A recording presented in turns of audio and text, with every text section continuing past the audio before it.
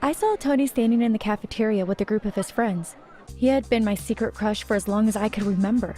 My heart was beating so fast at the thought of what I was about to do. I stood there watching him for what seemed like an eternity, trying to pluck up the courage to go and speak to him. His friends said goodbye to him and left. This was my chance. It was now or never. I took a deep breath and walked casually over to him. As I got near to him, he looked up and smiled at me. "Hi, Tony," I said. My voice was wobbling nervously. "Oh, hi, Francisca," he replied. "How are you?" I'm good," I stammered. Tony looked at me questioningly. At first I couldn't get the words out, but eventually I blurted out, I wanted to ask you something. Would you like to go to prom with me?" Tony was just about to answer when I heard a laugh coming from behind me. I turned around to see who it was. It was Sarah, my arch enemy. "Ha ha ha, are you joking?" she said, laughing. "Tony would never want to go to the prom with someone like you." But before I go on, don't forget to like and subscribe and hit that notification bell so you don't miss out on any more crazy stories. It seemed like forever that Sarah had hated me. We had never been friends, but we stayed out of each other's way. But ever since the time we both auditioned for the same role in the school play, things had steadily gone from bad to worse. When she found out that I had got the part instead of her, she began to do anything she could to ruin my life. She went out of her way to embarrass me or be mean to me at every opportunity. I was standing there glaring at my nemesis when the most unexpected thing happened. "Actually, Sarah, that's where you're wrong," said Tony. I turned towards him. "Francisca, I would love to go to prom with you," he went on. My face lit up. I couldn't believe my ears. Tony had said yes. I couldn't stop smiling. I was literally grinning from ear to ear. I turned to look back at Sarah, but she was walking away. I could hear her muttering something under her breath. "You're gonna regret this." I just ignored her. I wasn't going to let her ruin the moment. I had dreamt about it so many times. I said goodbye to Tony and went to find my best friend Liz.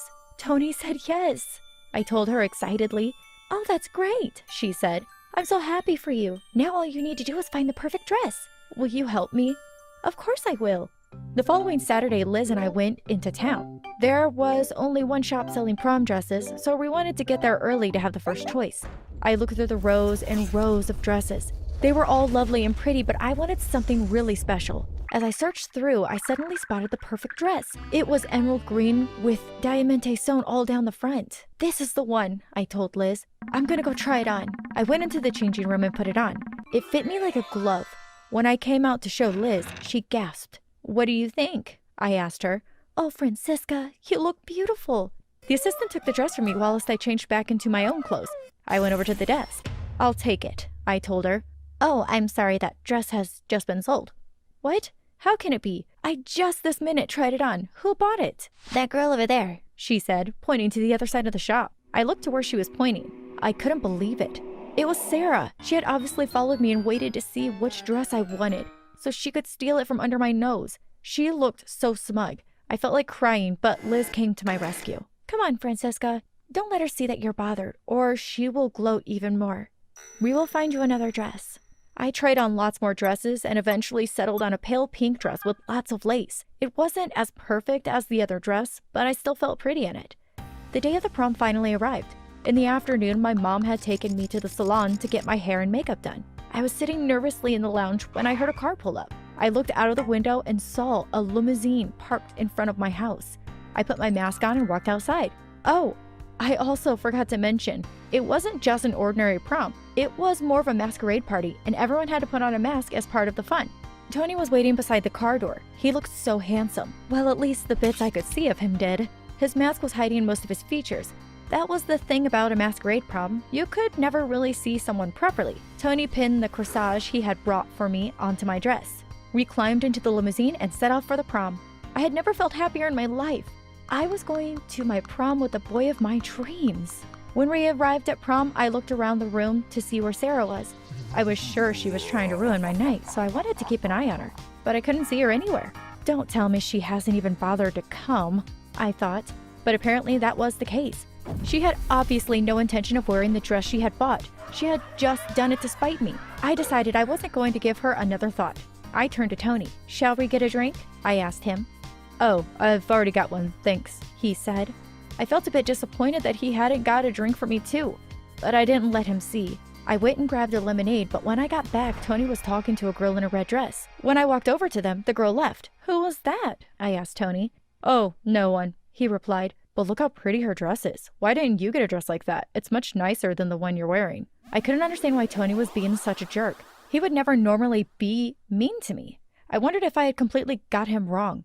The final straw came when I came back from the toilet and saw him dancing with the girl in the red dress. I wasn't going to stick around to watch him flirting with another girl. I made up an excuse to Liz that I wasn't feeling well and went straight home. The next day at school, I looked for Tony.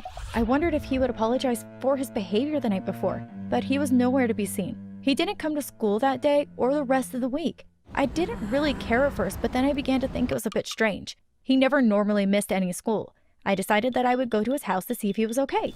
I knew that I shouldn't really bother about him after the way he had treated me at prom, but I couldn't help it. I still cared about him. After school, I went straight to Tony's house. When I got there, his mom opened the door. "Oh, hello, Francisca," she said, smiling. "What can I do for you?" "I've just come to see if Tony is okay because he hasn't been at school all week." Tony's mom looked at me worriedly. "What do you mean he hasn't been in school?" she asked. "She told me that he was staying at her house for a few days ever since the prom, but she assured me he was still going to school." "Who did? Sarah?" I told Tony's parents that it couldn't possibly be true. Tony didn't like Sarah at all. I knew that there was no way he would possibly spend a week at her house. "There's something not quite right here," said Tony's dad. "I think we'd better go and find him." "I'll take you to Sarah's house," I told them. We got into Tony's parents' car and drove straight to Sarah's house. I knocked on the door loudly. Sarah opened the door, but when she saw it was me standing there, she tried to slam the door shut. I stuck my foot into the doorway so she couldn't close the door. "What do you want?" she spat out. "Where's Tony? What have you done with him?" "What are you talking about? I haven't done anything." We pushed past Sarah and went into the lounge. Tony was sitting on the couch watching a movie. "Are you okay?" I asked him. "What has she done to you?" Tony looked up. "I'm fine," he said. "Mom? Dad? What are you doing here?" "Francisca thought you might be in trouble," they said. Tony looked a little confused. "Come on, son, we're taking you home," said Tony's dad. In the car on the way home, Tony was very quiet. He didn't say a word. He just sat staring out of the car window. It was like he was in some kind of trance. They dropped me home. As I got out of the car, I said goodbye to Tony, but he didn't answer me. The next day, I couldn't stop thinking about what had happened the night before. Tony had acted so strangely, I decided I would go to his house to see if he was okay. When I got there, Tony opened the door. He invited me into the kitchen and made me a drink. He was acting as if nothing had ever happened. He was kind and considerate. He was back to his usual self. I couldn't understand why he had acted so differently to me at the prom. "Why were you so mean to me at the prom?" I asked him. "You said my dress wasn't nice, and you danced with another girl right in front of me." Tony looked at me in shock. "I didn't go to the prom. I thought it had been canceled." "Why would you think that?" "Actually, I can't remember. My memory from around that time is a little fuzzy. I think Sarah might have something to do with it." I told Tony that I thought we should go and confront Sarah. He agreed with me, so we went straight to her house. When we got there, I didn't bother knocking. I just opened the door and went straight into her house. Sarah was sitting on the couch talking to a boy. The boy looked familiar. I couldn't place him, but I felt sure that I had seen him somewhere before. "That guy looks just like you, Tony," I whispered to Tony. "What's going on? Could this be the guy I went to prom with?" I thought suddenly. "Come on, Sarah," I said. "The game is up. We know you had something to do with this. We want to know what has been going on." At first, Sarah denied knowing anything, but we kept on pressuring her until finally she said, "Fine, okay. I admit it. It was me. I hired Mark to impersonate Tony and take you to the prom." "But how did you get Tony out of the way?" I asked. "I told him that the prom was canceled and I was having a party for everyone at my house instead." "But surely he was suspicious when he was the only one here," I said. "Oh, it was easy to deal with that. I slipped a sedative into his drink when he wasn't looking. As long as I kept him sedated, he wasn't worried at all about spending a few days at my house." "So that explains why he was so quiet on the night that we had found him," I thought. I looked at her in disbelief. "You're crazy!" I screamed. "Who would do something like that? Why do you want to ruin my life?" "Because Tony should be with me, not you," she cried. But then Mark, the lookalike, turned to Sarah and said, "Wait, what? I thought you liked me. I only agreed to help you because I thought you would date me if I did." Sarah looked at Mark, blushing. "I didn't know you liked me," she said shyly. "I've had a crush on you since the first moment I set eyes on you," said Mark. I turned to Sarah. "This feud has gone on for too long. I don't want to fight with you anymore. Can we just be friends?" Sarah was blushing a lot now, and she looked from Mark to me, then back to Mark. "Fine," she mumbled. We agreed to reconcile. Things had turned out perfectly in the end. Sarah started dating Mark, and it wasn't long before they became serious. I might have missed out on my dream prom with Tony, but I ended up with something even better. Tony asked me to be his girlfriend. The four of us even went out on double dates together.